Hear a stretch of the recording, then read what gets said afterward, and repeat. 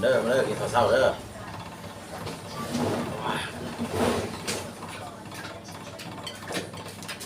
ใบเจียวใบเจียว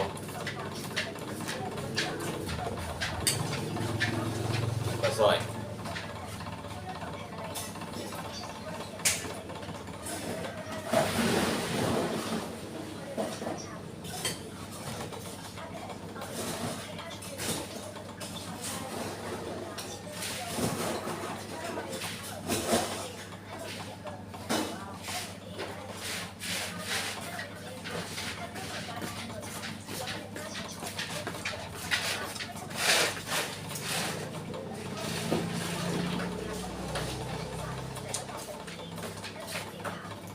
พี่เตยเนี่ยเขาตู่นะ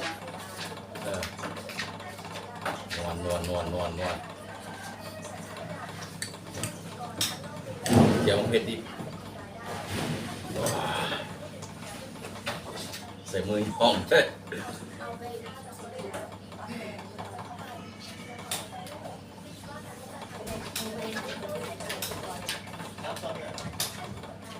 เอาเบอร์เหลืองพักให้ติ๊ก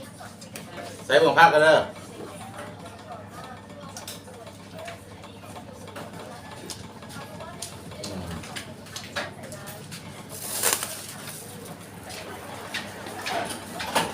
เสิร์ฟ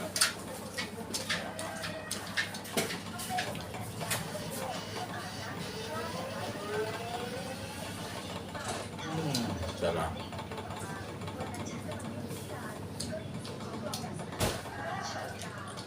ไปสวย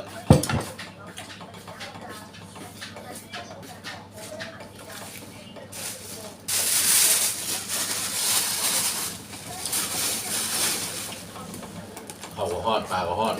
กาแฟกาแฟ ผู้หญิงที่โทร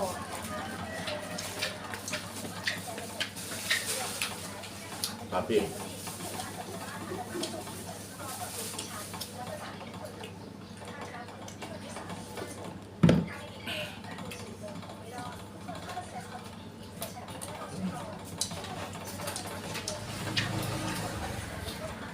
ปลา3 ตัวแล้วแต่เขาเป็นยังไงสมมติอ่ะ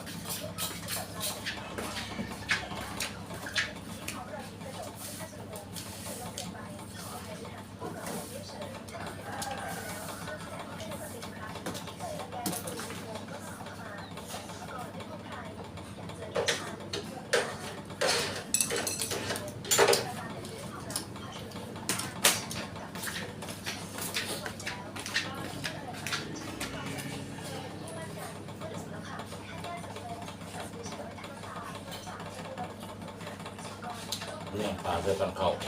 ต้องไง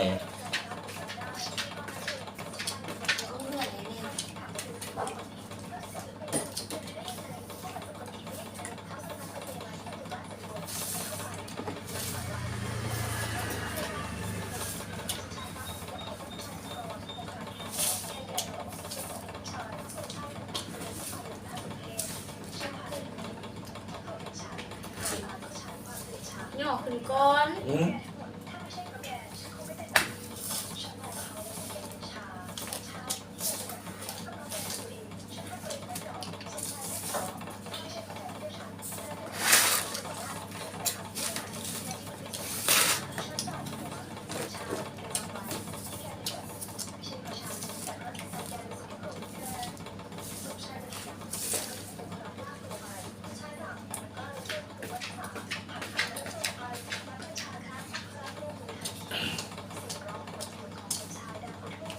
เสียอะไร